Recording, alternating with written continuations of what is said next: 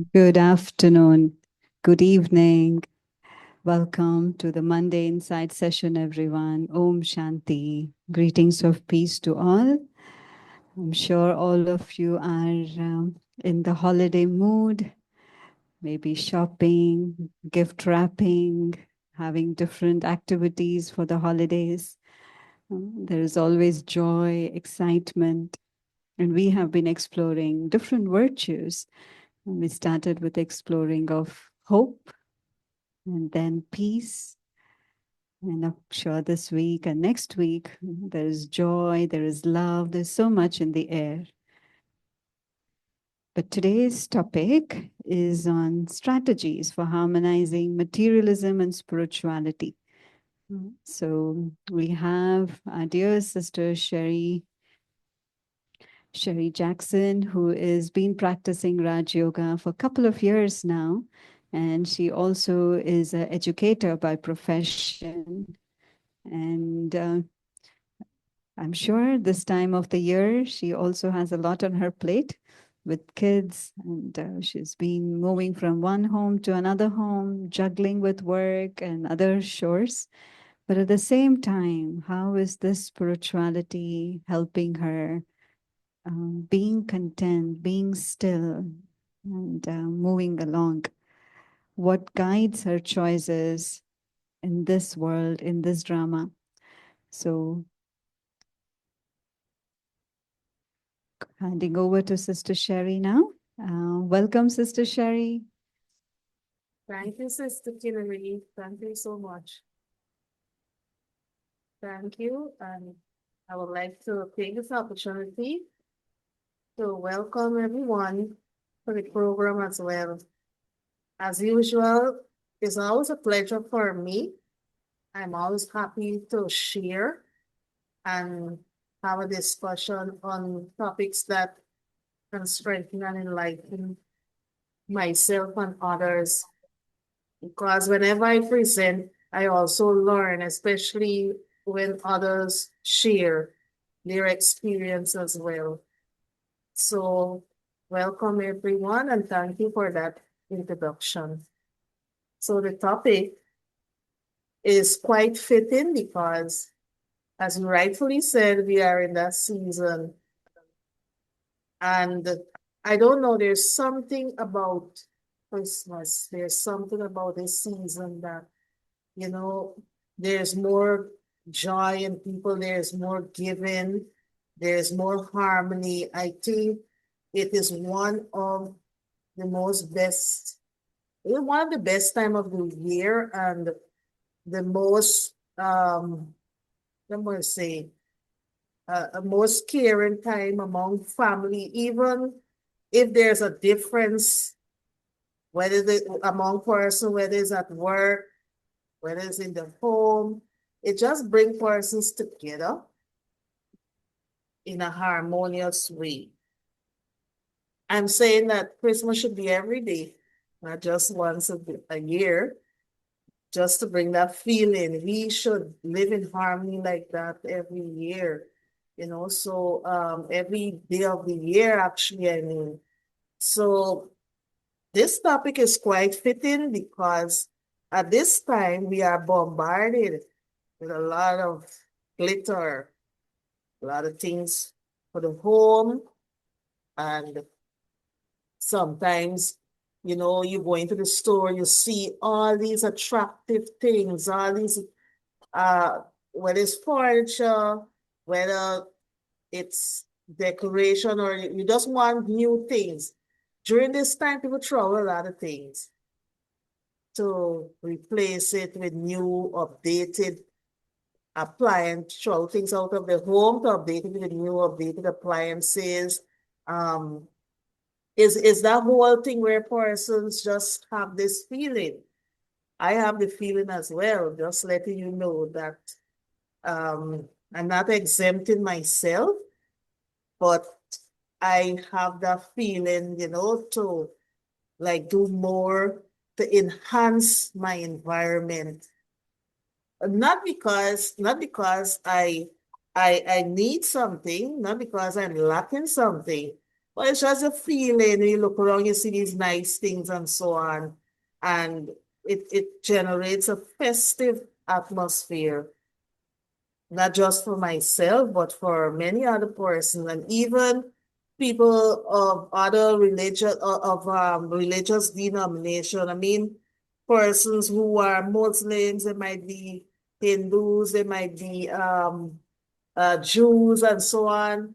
You find that there is this togetherness, this especially for this particular holiday season. People give away a lot. People are more free-handed. So the topic is strategies for harmonizing materialism and spirituality. And in my attempt to get information on this topic, I came across an article where they're suggesting that religion is taking a backseat, spirituality is taking a different turn. You find that because of the advent of technology, more and more persons are kind of diverting and diversifying the way in which they view spirituality. But the good thing is that for most persons, they believe in a higher power. They believe in something higher than themselves. And sometimes in their pursuit to get that inner peace, to make that connection with that higher power, sometimes they lose track and they feel that, okay, if I get this, I'm happy. If I get a new car, I'm happy. If I upgrade my phone every time a new model come out, I'll be happy. I buy a set of clothes, I'll be happy. And for some of those persons, just that they're searching for something, but they're not fully guided as yet as to what it really is. And in that case, you find that they stray away and become materialistic as well and attracted to unnecessary things in an attached way. So before I continue, I would like us to actually explore and examine this word, the word materialism and spirituality. We need to get a definition before we move on. So what is materialism? So materialism, defining self-worth by possession. That's what it is. Defining self-worth by possessions, roles, appearance, or status. When we're talking about materialism, that is the emphasis. Even our status, our role, that is materialism. What is spirituality? From a Raja Yoga perspective, living as a soul with peace, love, and wisdom as a true identity, while using matter as a tool for service and growth. For those of us who are Raja Yoga students, we can consider ourselves lucky in gaining that knowledge and is being able to differentiate between materialism and spirituality in the sense that we are taught that whatever it is we have, we use it for service. And that is one knowledge that I didn't know before. And I'm glad that I'm aware of it. And for those of you who are Raja Yoga students, I know that it will have transformed your life, just that knowledge alone, and recognizing the fact that we are souls and our body our body is matter. And even the body could be placed in the category of materialism. So the soul has a wealth of tools to use, and some persons even refer to these tools as toys. But, just things to use to do what you have to do, to serve yourself, but also to serve others. So it really changes our perception and make us look through a different lens as to how we use things. So yes, you might have all these material things, yes, but we know what is the purpose of it. It's not to make us happy or to replace something within us. We know that in order to make that connection, that lasting connection, and to be really truly happy, we need to connect with Supreme Soul. We need to do our meditation. We need to recognize also that we are souls and the persons that we see are souls as well. So just to establish that it's an honor, it's a blessing to have that knowledge. So I will take this opportunity to just share my screen to highlight something. What is a material existence versus a spiritual existence?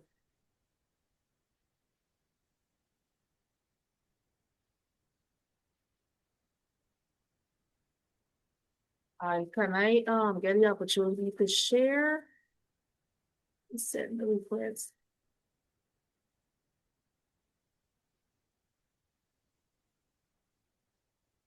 I'm host, but I cannot share the screen. Is it possible for me to share?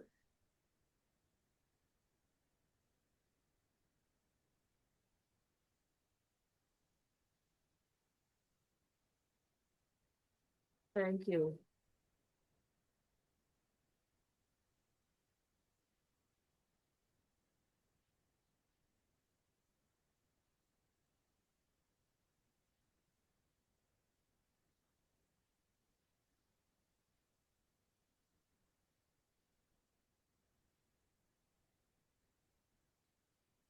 So here, before I share the original slide that I wanted to highlight, look at this photo here, balancing materialism and spiritualism. If you notice the scale, it is not tipped in any way. Yes, one might look more than the other, but there is a balance. And that is what I want to highlight as well, that you don't have to give up something. It's all about finding the balance between the two. So none must really, it's not a case where, okay, you're on a spiritual path and it's just that alone. Yes, we are here and we can make use of the resources in a loving and worthwhile way. And at the same time, still find that peace within us. So this picture here, it tells a lot. You see the balance is there. So what I want to highlight is this here, material existence versus spiritual existence. So with material existence, for those of us who lean towards materialistic pursuits in terms of giving us recognition, in terms of competing, because you find that some persons, they get these things for various reasons. It's not just about not having that inner peace, but some persons are competitive and they want to show, okay, I have more wealth, I have more whatever. And they feel that by having more material things, they gain more recognition. Whereas in some cases, it is like that. Because you notice that persons who are billionaires and so on, like Bill Gates and Elon Musk and them, they are being highlighted. Oh, they have so much, they're billionaires and so on.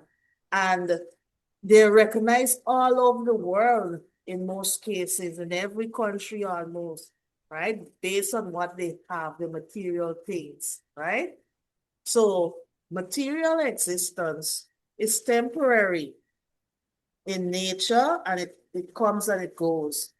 So having a lot of material wealth And misusing it as well is not fulfilling.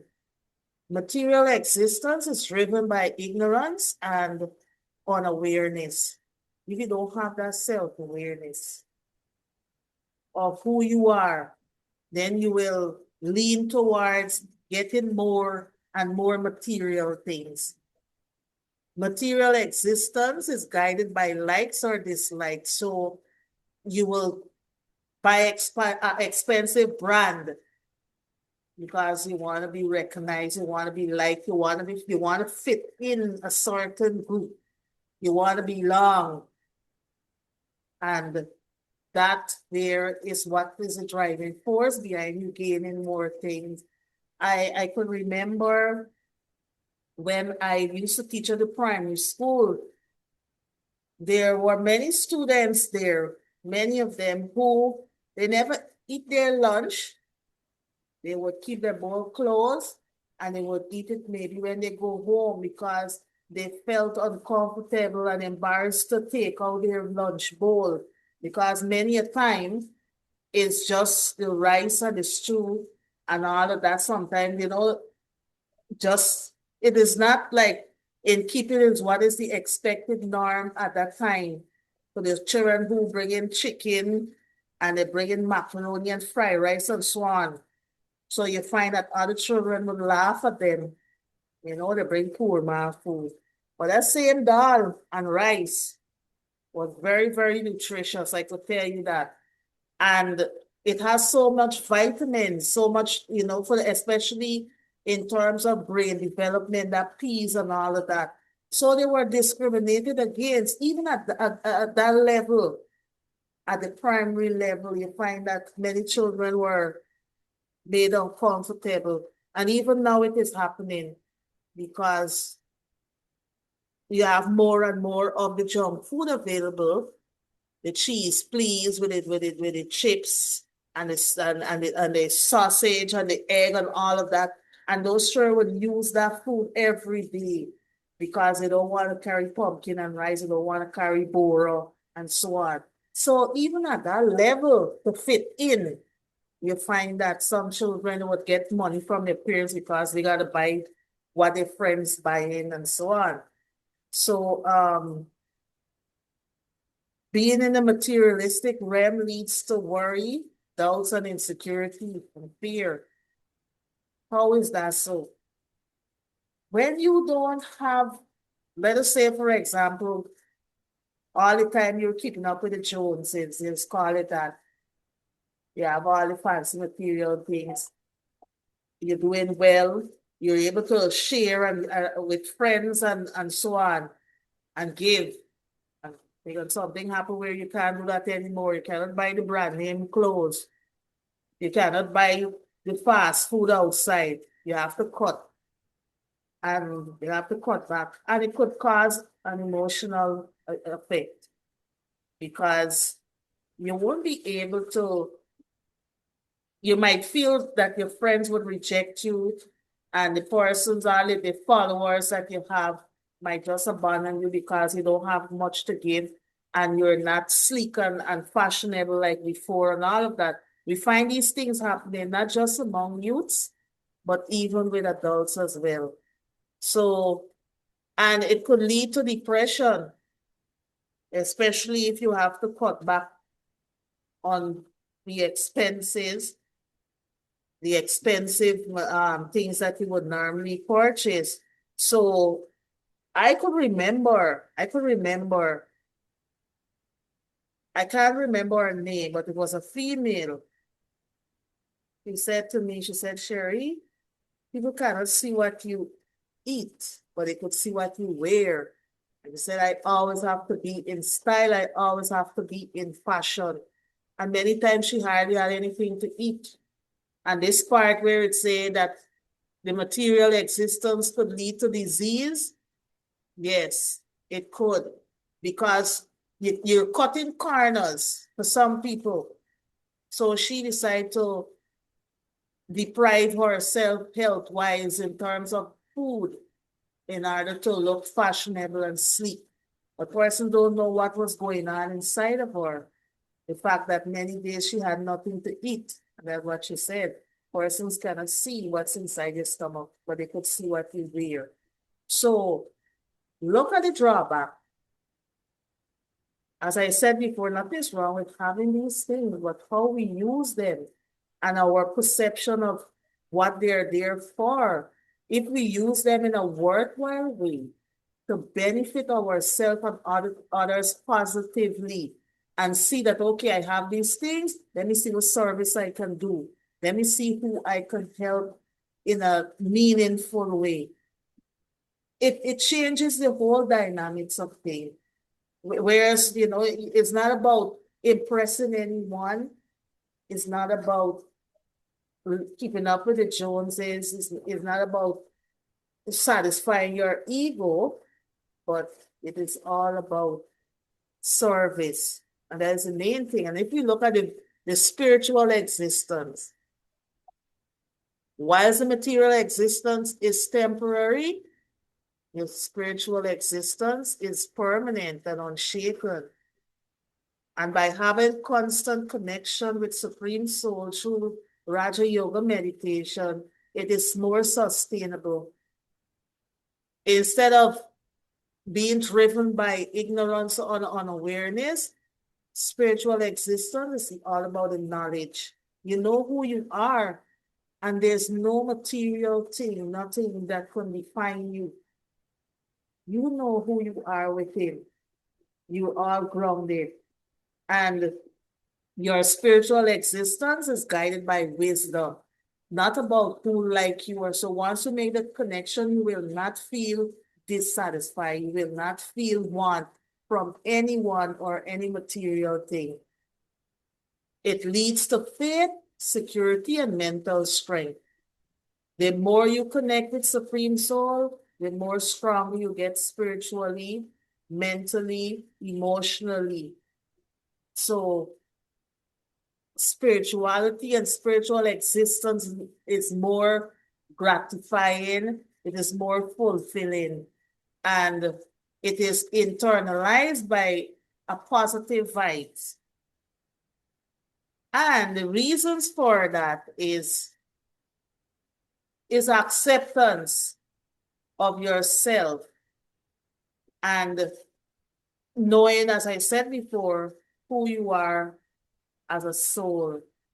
And sometimes that is all it's all about, recognizing who you are.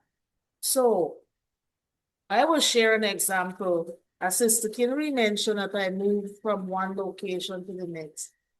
Throughout the process, because of my teaching and because of the knowledge of the Raja Yoga lessons, I was able to just see everything as normal. I won't say that I wasn't happy to move in a more secure location, because where I was, it was water used to come up from the ground. It was uncomfortable. It wasn't easy there. So yes, I was happy to be in a more comfortable location, but I never wake up and think about it and be thinking, oh gosh, I wonder when this place going to look like. No, everything was normal for me. But guess what? When I asked Lorenzo, my son, I said, Lorenzo, when we came to the house to check it out for the first time, I said, Lorenzo, how you feel about the house? Because he was kind of in a cramped position, being confined to like a room because there wasn't a space and so on. I said, Lorenzo, how you feel about the new home? It took a while before he responded, and he just looked up at me and said, normal. I said, wow. I said, exactly. And so, sometimes we could learn from children. Yes, I know that he appreciated, but he wasn't, excited. When we came to the home, he was in the yard, he didn't run upstairs to see anything. He just acted normal, and that was commendable. And I really was, impressed by it, so it's all about just knowing that, okay, I have this facility, I have a roof over my head, and it is serving me. But not being attached, not being excited and so, gosh, I have this place. And so a lot of persons don't even know and aware that I'm in a new home, a new location, and all of that. So I'm very much happy and pleased that my son don't get carried away with material things like that, you know. So I will pause here to ask a question for those of you who I know that many of you are Raj Yoga student online, but before you came into that knowledge, can you think of any material thing that you would have wanted or purchased with the hope of getting some special happiness that it didn't work out? Anyone would like to share that experience? Especially before you come into the knowledge, because most of it will be then. How you felt? Is there anyone who would like to share? And what lesson you learned from it?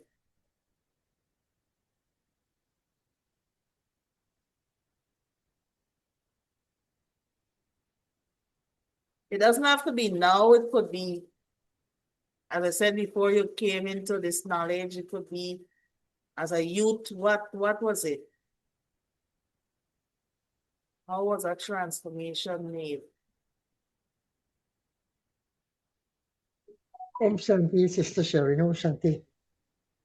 Om Shanti, Brother Dasran. Nice topic. For me, what used to caught me is music. Music was my favorite before coming to GAN. And really and truly, I invest a lot of money. But coming to the end, I just get disinterest. It was temporary. So yes, music was one of my favorite before coming to GAN. As you mentioned, process, no? Somewhere along your speech, you mentioned the word process. Yes. Yeah, thank you. Thanks for sharing. And that's why I lose interest, because it didn't really tap in to the inner you. There was something missing, there was some lack. So you find this interest. Like most material things, you lose interest in it. It's because it's just temporary. Anyone else would like to share? That's a good example.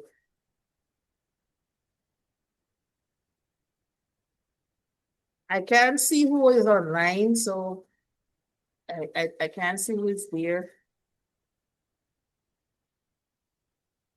Something with my setting. Maybe I have to scroll down like this. Anyone else would like to share? That transformation, what I'm actually asking is that when you receive this, whatever it is, how long were you happy with it? Or it doesn't have to be that. When did you come to this realization that, having all these material possession doesn't define you anymore? We were all, for most of us, I think we were all at that stage, especially for Brahmin students, where we get excited about things and then, it's like a high and then a low. But now we're more grounded.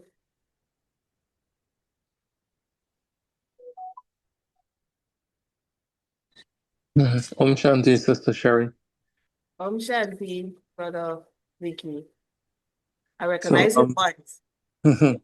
I can relate very much to what you shared about a student in school and wanting to fit in and wanting to be current and have the things that others will have. So this for me is true, not so much in primary school. I think I was a very content child in primary school. Um, and those were the days, of course, when we had little, but we were happy. Um, I remember some days we will just drink tea without sugar or milk. It used to be black tea. And we will eat maybe fried green plantain and we'll go to school and be happy. My brother, for example, he would cry to take his roti and pumpkin, and so that, it didn't bother us. We were okay, we were happy. Whatever's provided for us at home, we would take. But as we grew, and I can say this for maybe all three of us, things were different. And we grew up as a single parent for most of our life. It was our mom. Um, and the pressures on her became more because then, we wanted brand name footwear and, because the others have, and we want to look a certain way. And for me, that was even more true because I went to school on this side. I used to go to PC, and I had a lot of Lindoner friends and friends from New Amsterdam. And, these guys were all on about Nike and Adidas. And I got into that as well because, I don't want to look different. I want to look like them. Um, and of course, it went on. I remember when I was going to Cuba, um, I told my mother, or actually, I saw a particular footwear that I wanted to wear or I wanted to have. And we were walking around New Amsterdam to look for things to take. And I wouldn't tell her what I want because she's not buying the footwear. So she knows that I'm pretty determined. She's like, "Oh, I know what's going on there." Of course, upset. And we made maybe about 3, 4 rounds around the town. And she's like, "Okay, fine, let's buy it." Pretty expensive, but I just wanted to have it. Um, And yes, that went on for some time. I wanted to look a particular way because I felt more secure. But in a way, I didn't know that it was, insecurity, and this is why I wanted these things. And of course, that changed towards the end of medical school. So, it's when I came across. I did a lot of reading before um. I actually took the Raj Yoga meditation course. So, and then I had a lot of interactions also with people through my Lokik uncle, aunt, cousins, and I kind of got a feel of how you can be okay without all of these things, and so that shifted the way that I thought about these things, and shifted in a way that I'm now in a position to use these things and for the right reasons, if we can say that. So there was a transformation. Yeah. Uh, Thank you, Brother Vicky, for sharing. And I just want to highlight that is how that it really starts. Most time at a young age. When we come into the world as children, like between like up to like 5 years, maybe 6 or so, it doesn't matter. But when we get into the teenage years, then we start to see how society react to persons, and we don't want to be discriminated against, so we try to fit in. So this whole thing that encouraged many of us to lean towards materialism is actually it's an indoctrination from societal expectation that okay, you have to be a certain way. For me, I had my challenges as well in terms of the fact that I grew up in a single parent home too.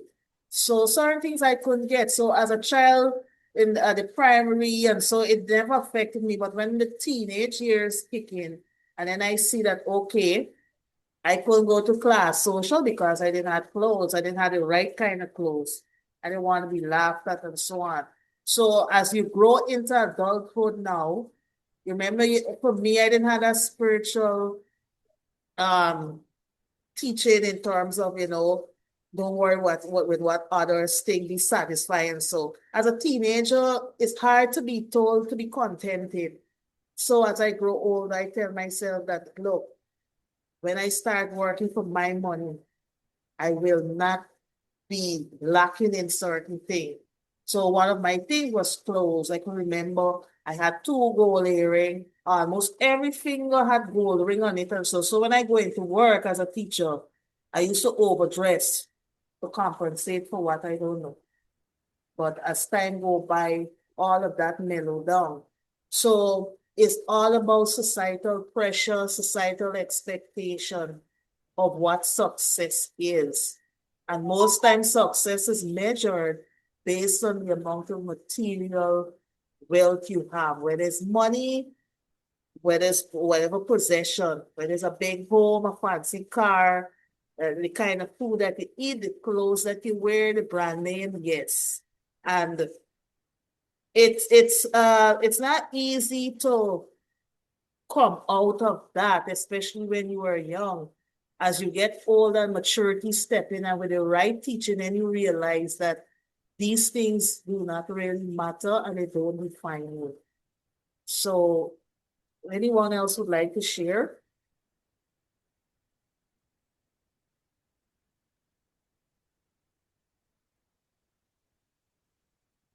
So all these things leave us feeling unfulfilled and empty and spiritually drained. And you find that you're always searching and searching, because we know we come here, we forget who we really are. And in my opinion, I think that one of our journey here is to remember our true identity. So for many of us, for some of us, it comes quickly. For some of us, we toss and turn.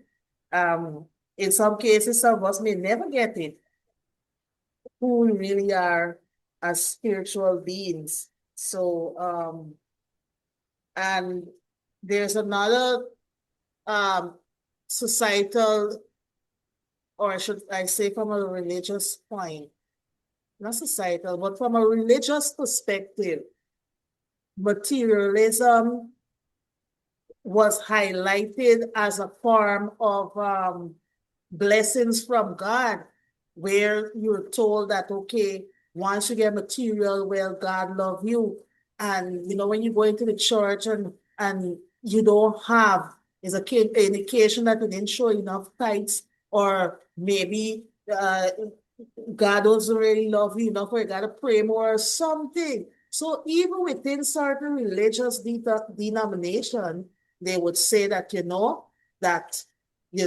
when you are wealthy is an indication of success. So even within the church, there was the emphasis on more materialism than spirituality. Materialism was used as a measuring stick. And many times you would see, I could only give an example that I know, the pastors, they dress very rich. And you, the members, you put all this money into the church and they use it, and they buy all kind of fancy things and so on. And it says prosperity and its blessings and so on. So even there, it was being highlighted. And maybe that is why you find a lot of persons now is kind of leaning towards spirituality than religion because of some of those things. So let me go on to the next slide if there is no one else would be sharing at this time.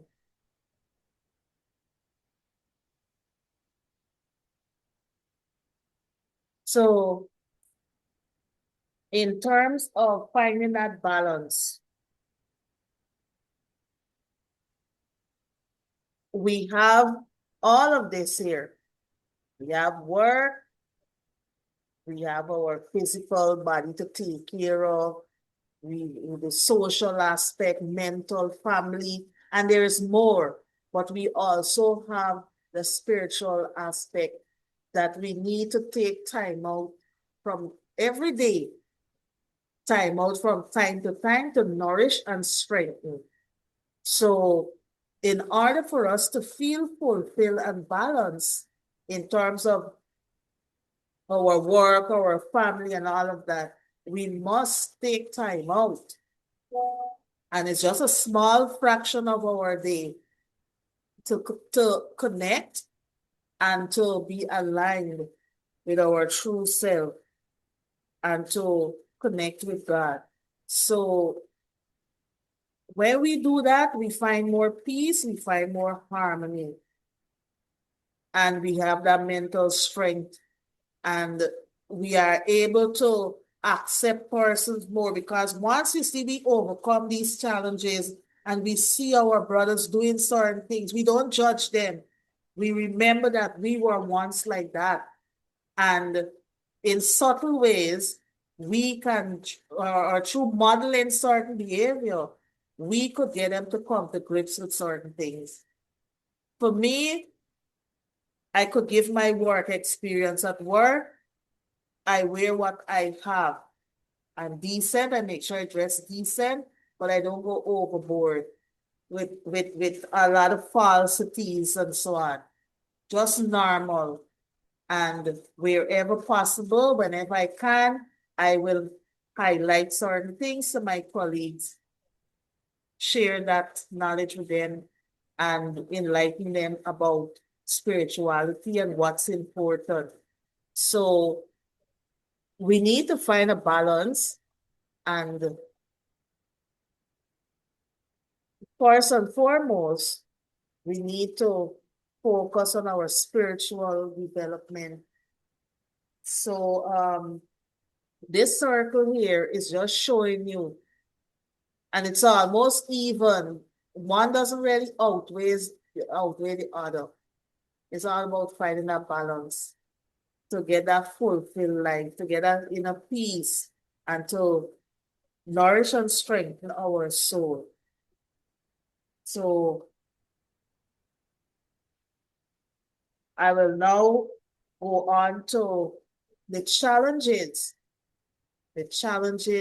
of maintaining that harmony between materialism and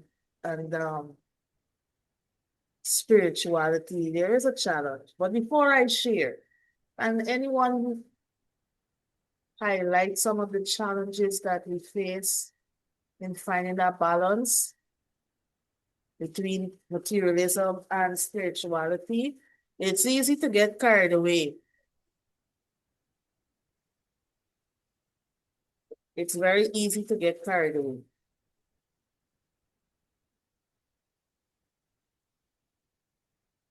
What are the challenges?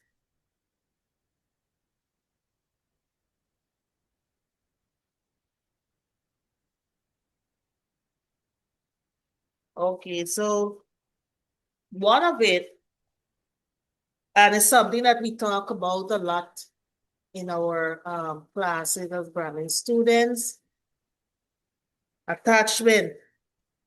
Attachment is one of the major challenges when it comes to materialism. So being excessively attached, and it causes us to, it brings an obstacle in our life when we're attached to these material things. So attachment is one thing, and we would have learned that in order for us to strike that balance, we must detach and just use these things as tools for service, as I said before. So being overly attached, like for example, maybe your phone. Let's just give an example of what I mean. Yes, you can have a phone. Why you need a phone? You ask yourself the question. For me, I need a phone because everything for work is through the phone. From my supervisor, they will send it through WhatsApp. Our main means of communication now is through WhatsApp on the phone. So I need a phone for that purpose. But some people, they just use the phone because they are on social media, they're looking at brand, like for example, I don't know what the different was, Samsung, what, Samsung S, whatever, maybe S10, I don't know, or maybe iPhone 16, I don't know, but some persons just, they buy phone based on the brand that come out. So they might have an iPhone 10 and iPhone 11 coming out and they would advertise, okay, iPhone 11 coming out with this feature and that feature. And then you go and you buy. Compared to someone who might need to buy a phone because the phone is not functioning effectively and it's a phone that they use for work. Well, then you said, oh, well, look, I need this phone. This is my work tool, and I need it to be efficient and working. So that is it. That is the difference there. So it's not you're attached to it because of the model, because of what is trending. So I can safely say that many a times because of attachment, it kind of take away. We see our phone as a tool of service to do my work, to complete the work of my supervisor, to communicate with family and friends when necessary, just to do those stuff, but not to be use it because something is trending or to be on social media, just scrolling all the time. I use my phone a lot. And I had to explain that to my son because I would tell him he's on his phone a lot. But I told him, I said, oh, if you see me on my phone, most times it's work. And that's the truth. I'm always completing some document. I don't really use a computer like before because the phone has everything. So if you need to complete a spreadsheet, you need to do certain work, complete tables and so on, send information. You get Google Sheets you could fill out, you could create questionnaire and all of that. Yes, I use the phone for that purpose. So I'm not really, it's not that I'm attached in a negative way. Is there anyone who would like to share why it could be challenging? Because sometimes you find persons may not want to take time out from the what they're looking at, maybe TikTok, Facebook, to go to a spiritual, go to the center, or to do meditation, or to do service. All of that is possible because you just in grow some time going. So you find that you lose a lot of time because of poor time management. I could afford to tell you when I used to be on my phone on social media, you go for 5 minutes to do something and you end up there like a whole half hour for 5 minutes. Time just flying like that. Time that could be invested in something more meaningful. So is there anyone who would like to share of any other challenge?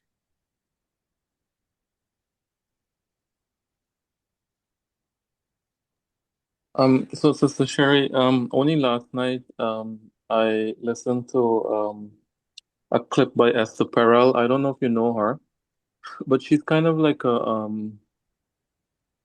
relationship coach. She helps couples mostly to get through their challenges in marriages. Um, and she was talking about the loss of ambiguity or the ambiguity loss, and how she opened up was who has this experience where, for example, you come home and you're all in the living room and everybody's faces are in their phones, and there is something of word that you would like to share, and you decide to share, but people's faces continue to be in their phones. And you share something that is of importance that may have happened during the day, or it might just be some feelings around something that is bothering you, and you did it, but it wasn't well received, or it wasn't received at all. So it's as if you were just speaking. It goes out into thin air because people are more interested what's in the phone, what's the content in the phone, are not Yeah. interested in people's whether it be physical company. They're not interested in maybe being there emotionally or for someone who might need it. So we live in this era where the phone has become the main I don't know, the Yes. main jewelry, the main it has become a part of us really, because people would share that when they wake up in the morning, the first thing they look at is their phone. Yes. They want to look to see how many likes they got from a post that they would have posted. Um, the latest one at 3 in the morning, or the latest one at 4 in the morning. Um, or it might be just because you want to check your emails and all of these other things. So yeah, the loss that we're experiencing because of this device that could be used in a way that you were describing, but nevertheless it's being used I guess not appropriately. Yes. That is so true. More and more we sit together at the table. We are there, but not really there because everybody caught up in their own world. And it's the human connection is not like before. I can remember growing up, we didn't have telephone, we didn't have television and all of that. And it was so much fun and so meaningful when you play with your friends in the moonlight and so on. You run around, you had these ring games. And then when you sit as a family to eat, even though I grew up in a single parent home, my mother used to talk about so many things that would have happened in her time, so many stories. We used to call them Nancy stories. I don't know how many persons are aware, but we used to be told Nancy stories. They sit down together, that camaraderie, that togetherness, that human sharing, that love. That is not there like before. And I was mentioning to someone, in case of any tragic event or accident or so, the first thing people do, instead of really going to hell, they take out their phone and they video, and then they share and they upload and all of that. So this is the society in which we live now, where materialism is kind of dominating. And for those of us who could, if we could spread that awareness, it would be very much so helpful. But that is the reality. And even if you go out together as a family, I've seen cases where before people eat, they have to take out their food. They spread it out on the table, they have to take out the food before they eat it, they gotta share it, and so on. So there's a big distraction, and I must say that technology is good and it's negative and also positive, because with the negativity in that is that because of the technology, that human what I must say, that social aspect. Humans are social beings, that togetherness and so is kind of minimizing.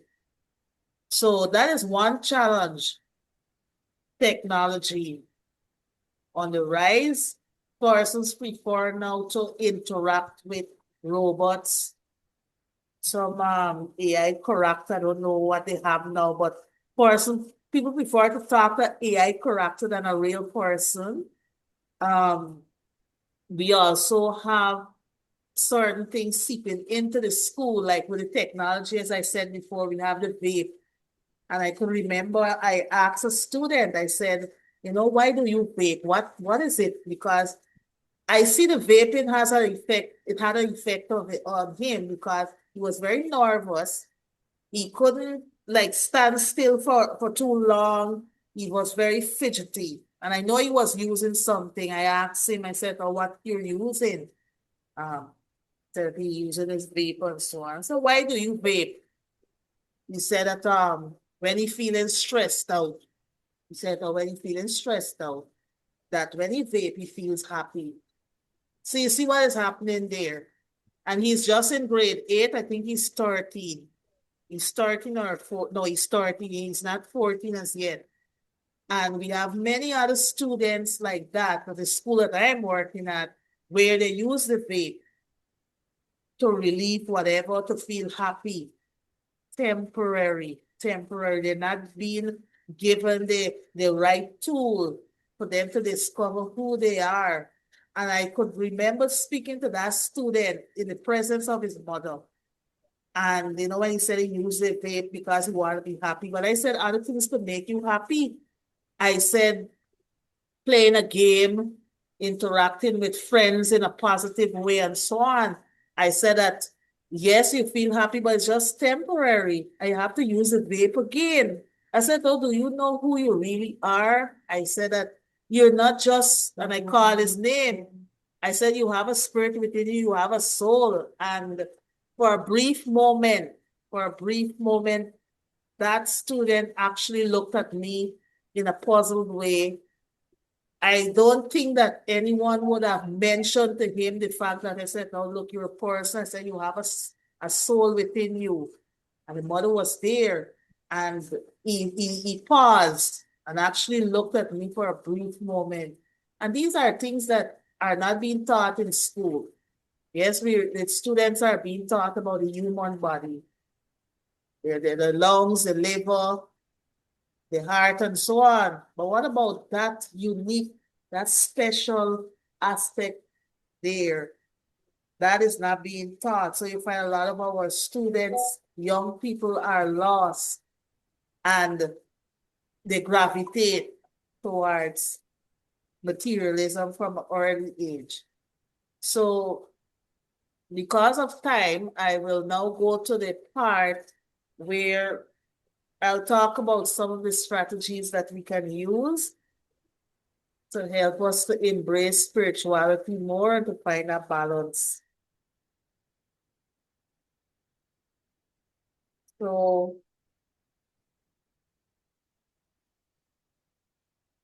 it's all about who am I? I am a soul. So one of the things we can do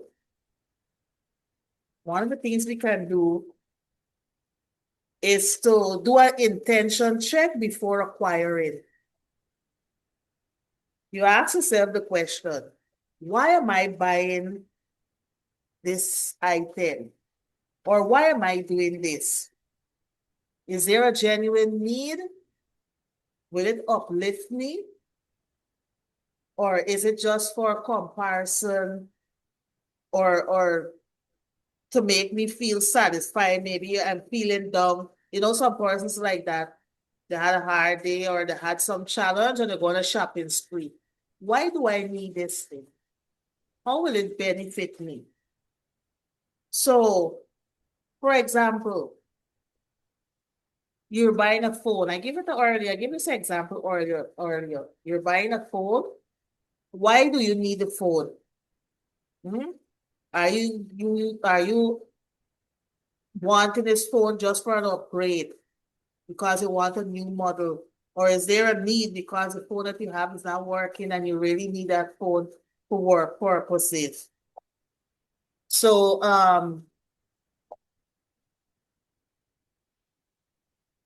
Make an announcement for this Sunday is December 21st, and it's World Meditation Day. It's declared by the United Nations, and we're having a program 10 a.m. to 11:30 a.m.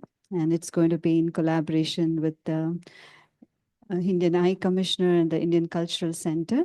So all of you are invited to come. The flyer is posted on the group and also on our Facebook page. You can share and come and bring more than one. But just let us know so that we get a head count of how many people are coming. So we can conclude with a few moments of meditation. Shanti.